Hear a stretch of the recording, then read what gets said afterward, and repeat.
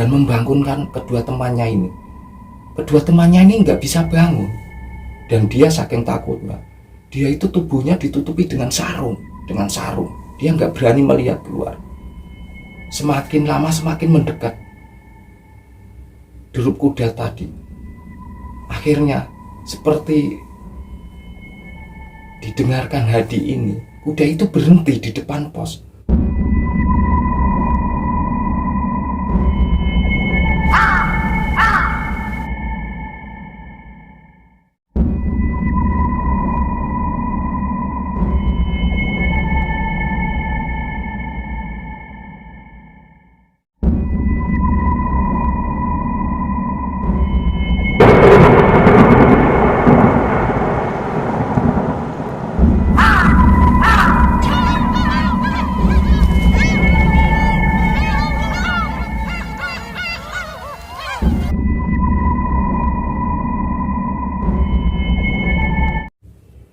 Assalamualaikum warahmatullahi wabarakatuh.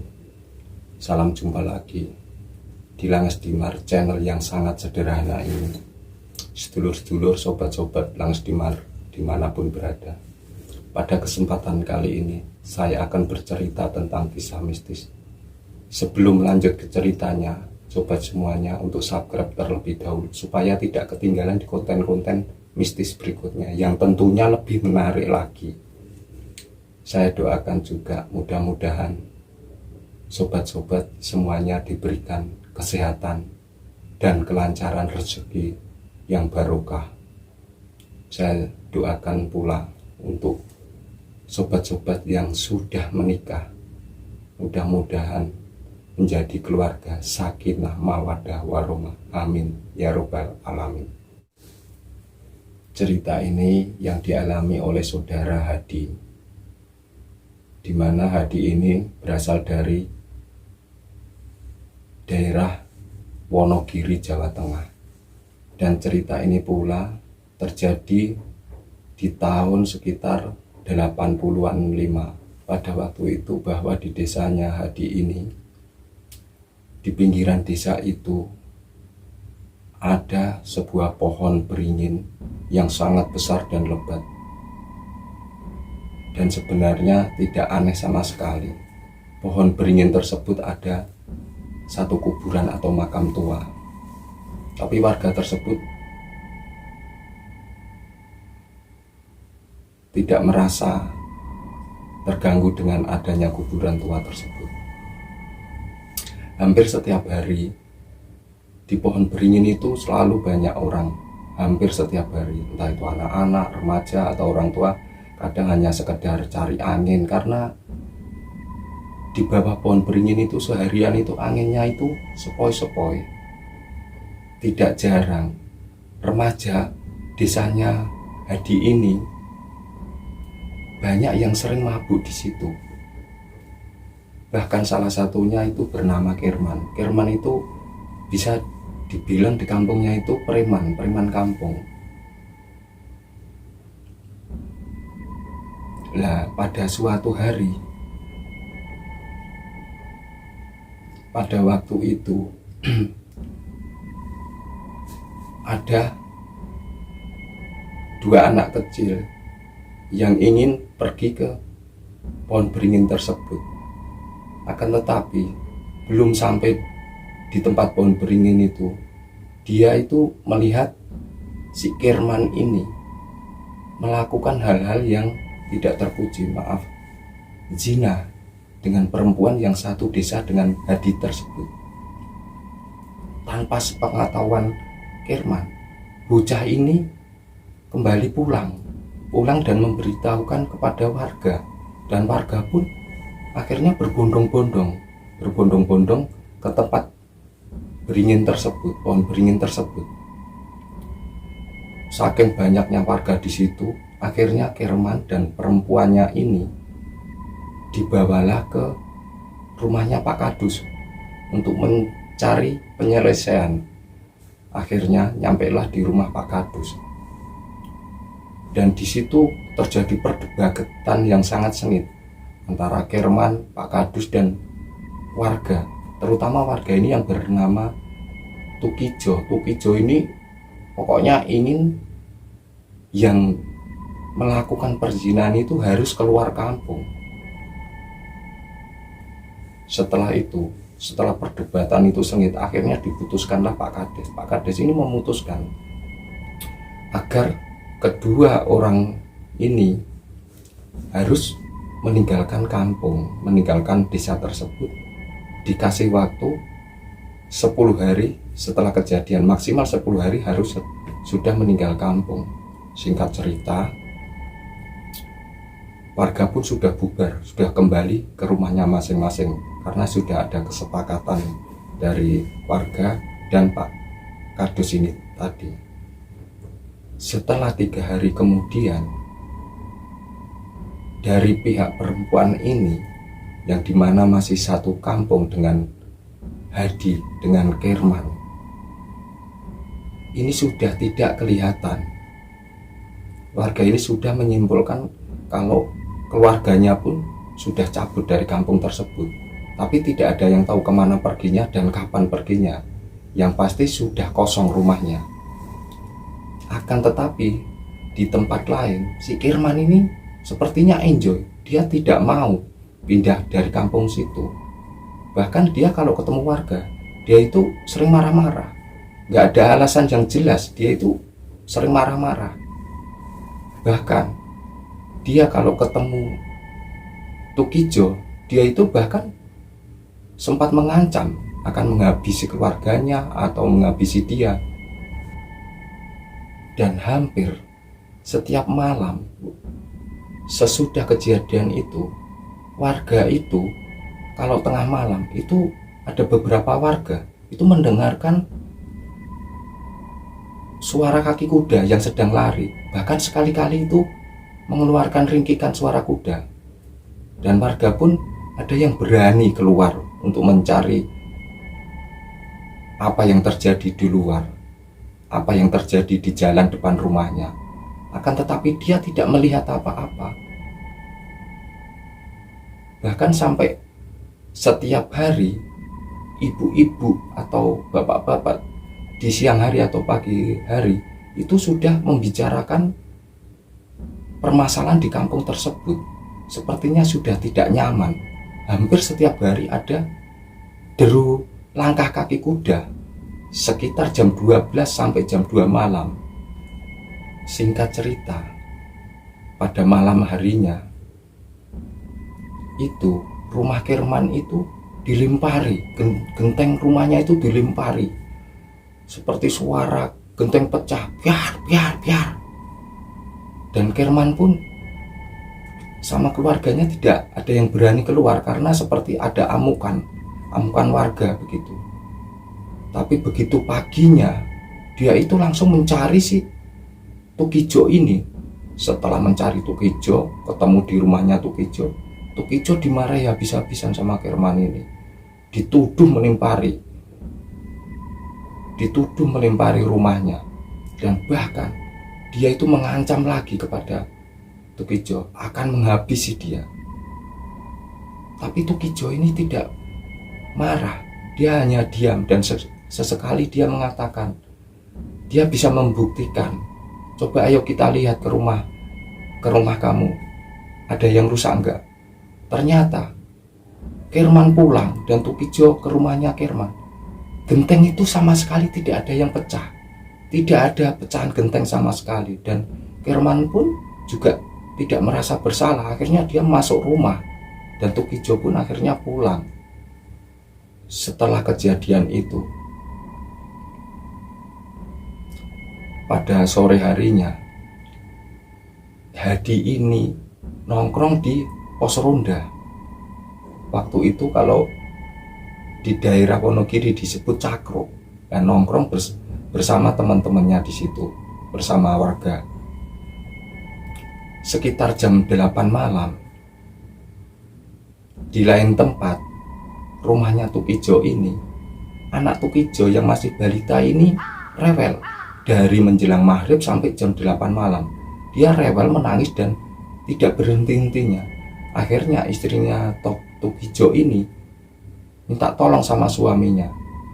suruh memanggilkan dukun bayi supaya untuk disuwuk. Akhirnya Tukijo pun berangkatlah keluar rumah dan memanggil dukun bayi tersebut. Dan kebetulan waktu itu Tukijo melewati tempat nongkrongnya Hadi ini, ditanyain sama Hadi dan teman-temannya Hadi. Dan Tukijo pun menjawab kalau dia mau memanggil dukun bayi tersebut karena anaknya sedang rewel dari sore tadi. Istrinya Tukijo ini sedang menggendong anaknya karena dia dari sore itu menggendong terus. Dia itu merasakan agak capek dan anak itu dibaringkan di tempat tidur walaupun masih rewel. Tapi sesaat kemudian itu ada ketuk-ketuk pintu. Istrinya Tukijo ini berpikir, baru keluar kok sudah pulang lagi, mungkin ada yang ketinggalan waktu itu. Setelah dibukain, ternyata Tukijo ini langsung masuk tanpa bicara apa-apa, masuk mencari anaknya tersebut ke kamar. Setelah itu diangkat, digendong dan diciumi. Dalam hatinya istrinya, suaminya itu tidak seperti itu biasanya. Dia itu biasa sama anaknya, itu biasa, enggak terlalu menciumi segala macam begitu. Tapi malam ini aneh waktu itu. Tapi dia tidak mau ambil pusing. Setelah itu Tukijo ini langsung berbalik badan dan keluar. Dan istrinya belum sempat tanya apa-apa, Tukijo ini sudah pergi, sudah keluar rumah. Akhirnya pintu ditutup sama istrinya tadi. Setelah 1 jam lebih kemudian, Tukijo ini pulang bersama dukun bayi tersebut. Dan dukun bayi tersebut mengatakan kalau anak ini tidak apa-apa, kalau rewel biasa, tidak diganggu dengan makhluk gaib atau apalah gitu, ini sehat-sehat saja. Akhirnya dukun bayi tersebut diantar pulang lagi sama Tukijo. Singkat cerita, pada pagi harinya warga ini seperti jenuh, seperti tidak nyaman. Hampir setiap hari ada teror.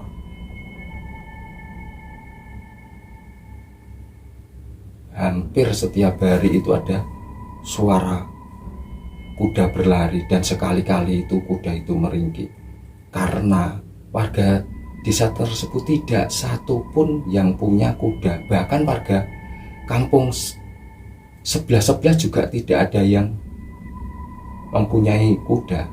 Pada akhirnya, singkat cerita, warga ini menemui Pak Kadus dan rapat bersama dengan Pak Kadus.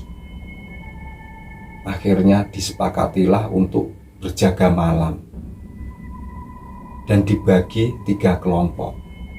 Satu malam itu 3 kelompok dan satu kelompok itu 3 orang. Kebetulan pas hari pertama jaga itu giliran Hadi dan Tukijo dan salah satu warga. Pada waktu itu sekitar jam 10 malam, ketiga orang ini sudah berada di pos ronda tersebut. Waktu itu cuma ngobrol biasa, bahkan menceritakan akhir-akhir di kampung tersebut.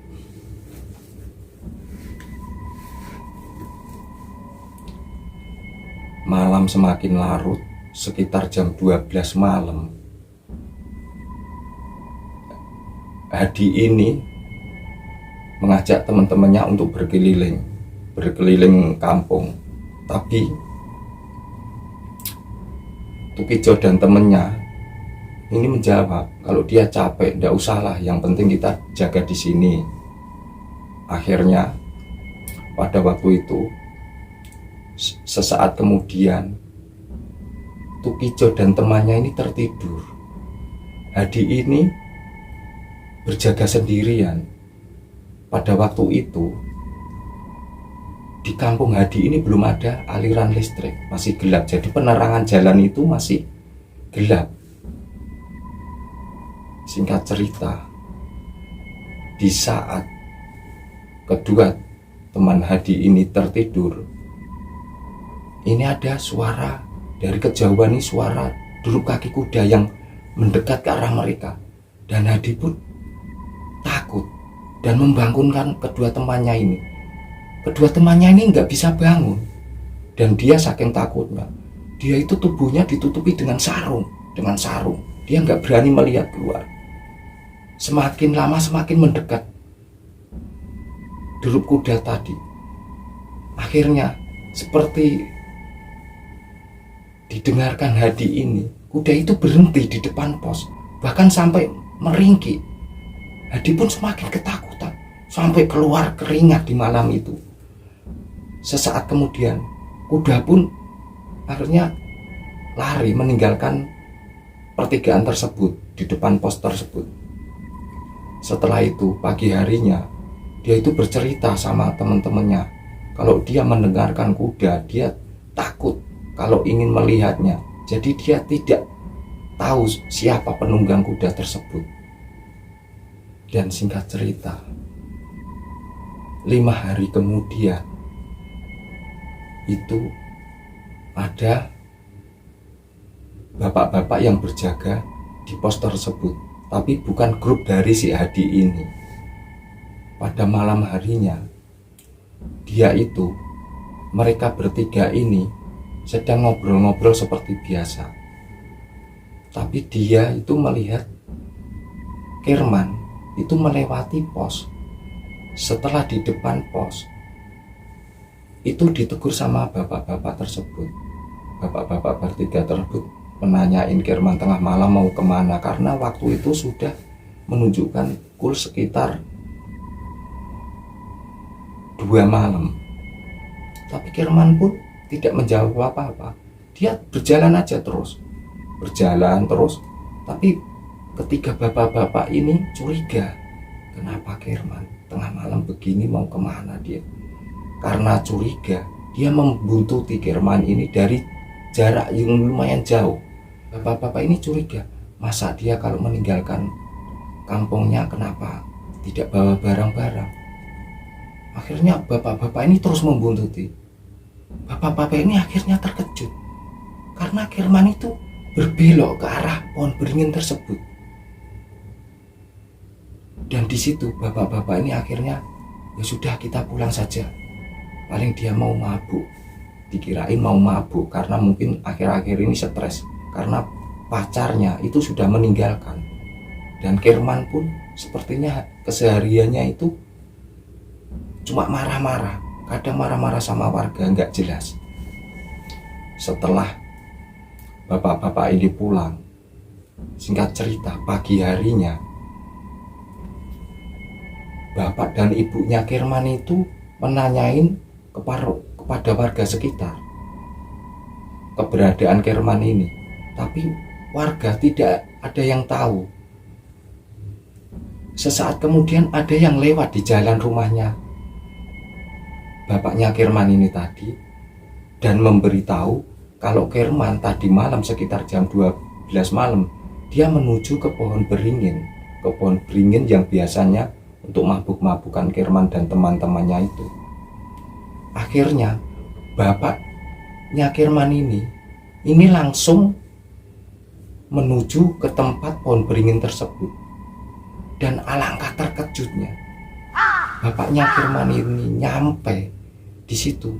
Ternyata Kirman itu sudah tergantung di bawah pohon beringin tersebut. Dan akhirnya bapaknya Kirman ini berteriak minta tolong sama warga. Akhirnya warga berdatangan semua. Setelah itu Kirman diturunkan dan dibawa ke rumah. Singkat cerita, setelah Kirman meninggal, ada beberapa bapak-bapak yang sudah tua, sebut saja mbah-mbah. Mbah-mbah itu bercerita kalau di pohon beringin, di samping pohon beringin tersebut ada salah satu makam. Itu sejarahnya dahulu zaman penjajahan Belanda dulu, ada seorang pengembara membawa kuda. Sewaktu nyampe di kampung tersebut, di desa tersebut, itu bapak-bapak itu meninggal, entah sakit entah gimana. Yang jelas pada waktu itu menurut cerita meninggal di kampung tersebut. Akhirnya warga bergotong royong memakamkan seorang pengembara tersebut di samping pohon beringin tersebut. Akhirnya cerita cukup sampai di sini, cerita yang sangat singkat ini. Mudah-mudahan cerita ini bisa kita ambil hikmahnya bersama-sama. Ambil sisi positifnya, buang jauh-jauh sisi negatifnya. Oh iya, lupa, sekarang Hadi ini sekarang sudah hidup di salah satu kota es di Jawa Tengah. Mohon maaf bila ada salah-salah kata. Wassalamualaikum warahmatullahi wabarakatuh.